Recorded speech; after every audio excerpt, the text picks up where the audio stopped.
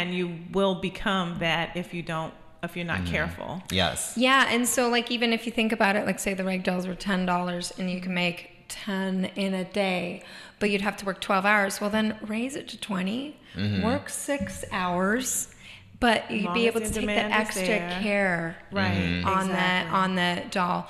And I mean, I think that's even why I recommend increasing your wage or is just that I can even do a better quality job because I'm feeling good when I get to work and when I'm feeling like I'm able to do the art and enjoy it. Yeah. And you feel your worth is being appreciated. Yes. There's no better feeling than to feel that the work you do is being appreciated, whether it's monetarily or not. The work needs to be appreciated, especially if it's your passion. Yes, I agree. Well, and if you don't set those boundaries for yourself, and this is something that I talk about with many of my clients also, is setting those boundaries for yourself and then in turn kind of training the people around you. And if you don't set those boundaries for yourself, then of course you're going to work yourself into the ground. And you're working until 10 p.m. and on weekends and everything. And then you're not going to like what you're doing anymore because you've lost control of your craft. Right. You don't have control over it anymore. So when I first started my business, I didn't set that many boundaries because I definitely wanted to take any work that came across my path. But, and the boundaries still exist. Don't call me on Sundays about business. And people don't, and it didn't happen overnight. It would just, people just started kind of getting the hints that if I call Nathan on a Sunday, I'm not going to hear from him until Monday. And that's just how it works. And so people call me on Monday now, not Sunday. And I don't take calls after a certain time in the evening if it's work related. And I say it out loud, even if I'm by myself, I'm done working for the day. Right. I'm done. And that's it. And if you can maintain control of that and be really rigid on yourself with that, you'll really thank yourself later because then you're not working 12-hour days, 7 days a week making rag dolls or doing whatever it is that you're doing. That's right, because it can be, because it's your passion and because you are good at it, or great at it, the demand will increase and you have to know when to stop. And in the beginning, you will enjoy those 12-hour days, 7 days a week, but it gets old fast. Very quickly. And you have to know when to bring someone else in and know that when you first bring someone in, your income may decrease a bit, but it will then increase again because it's two of you versus one, 3, 4. Now you're multiplying. You can get more done. Yes. And you can satisfy the demand that you have now for your product or your business, and that way you're still making more and working less. Yes. Yeah. But you have to know when to cut that off because, like you said, 7 days a week, 12 hours a day, over a long enough period of time will burn you out no matter how much you love doing what you do. Yeah. Absolutely, yeah.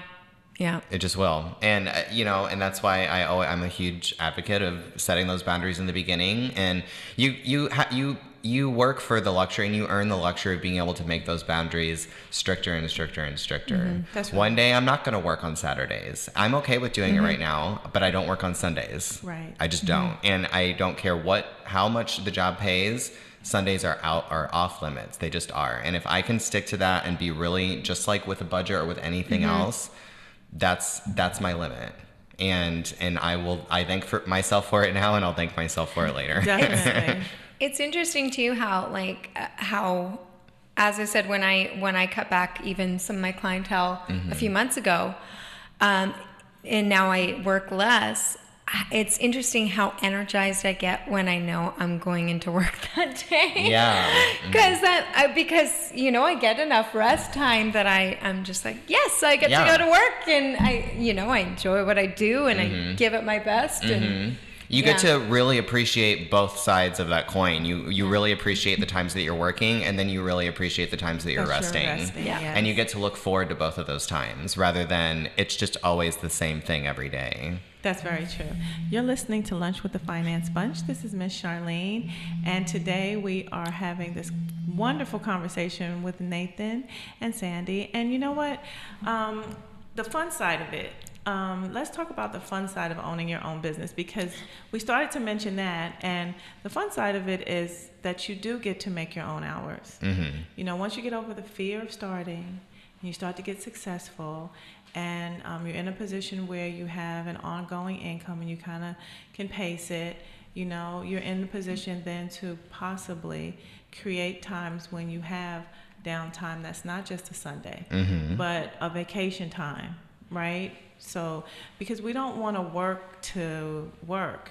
You know, we need time to stop and smell the roses, you know, to spend time with family, to spend time with loved ones, to travel, to see other parts of not just California, but the world. Yes. You know, there's a whole big world out there that we need to see. And so that's something that I encourage a lot.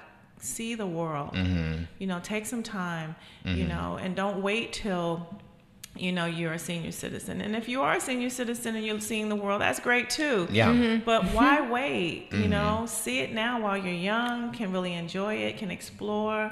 So whatever it is that fills your tank. Whatever fills your tank. And you may not be a person that wants to travel the world, but you may want to hike or, you know, bike ride or whatever it is that you do.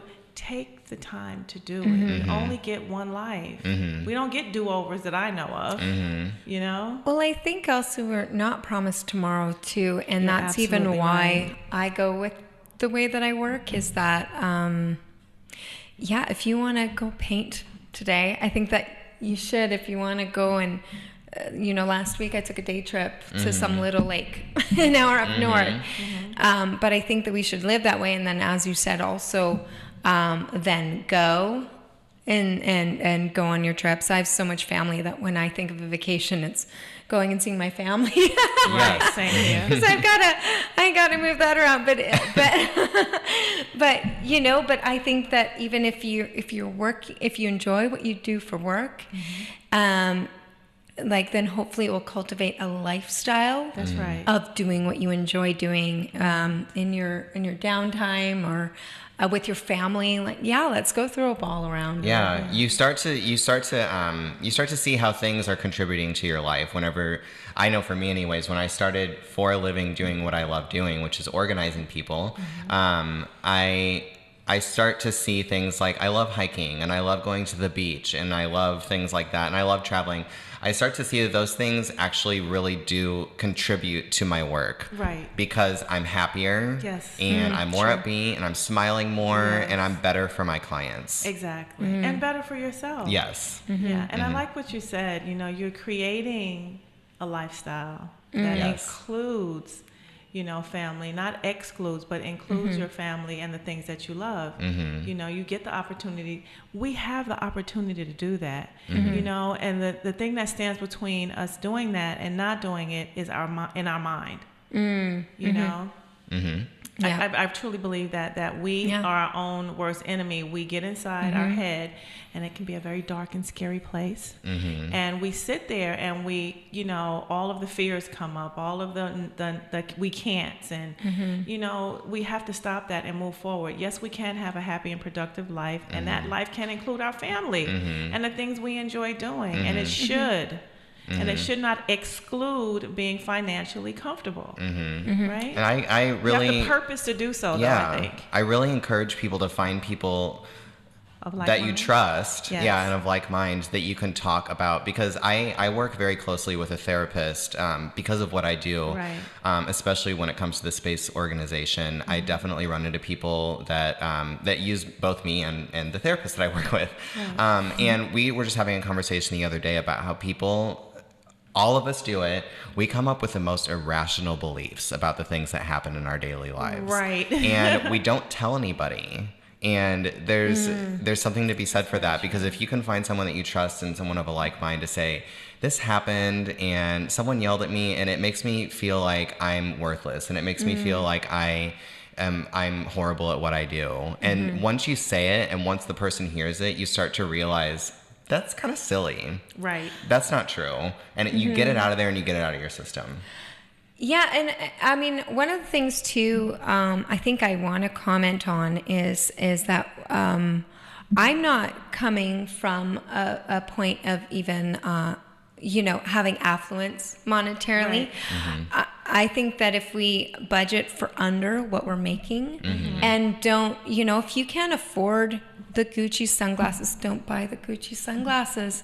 You know, like if you make it a goal, but don't do it now if you don't have the money for it. And that's, I think, another thing that gets people in trouble is that they overspend on things that aren't as important as playing ball with your kid. Yes. And if you're, single like I am, going to the beach with a friend, as opposed to having a fancy meal just because, like, I think, we should be enjoying our lives, spending a little bit extra on your health, like in what you eat, as opposed to just getting that quick thing while you're on the go.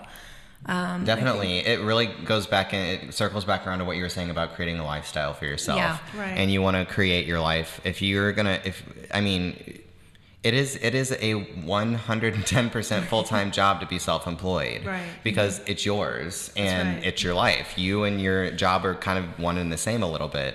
And so you really do want to create a healthy lifestyle surrounding whatever craft it is that you're practicing or whatever business that you're running. Right. And that includes time off and time that you're spending with your family and friends and healthy eating and healthy habits and budgeting, and all of this good, healthy stuff is all a part of the lifestyle that you want to begin to develop once you decide that you want to be self-employed or run your own business. So you purpose to create a lifestyle that you want to live in. I have a quote. It says, there is no scarcity of opportunity to make a living at what you love. There's only scarcity of the resolve to make it happen.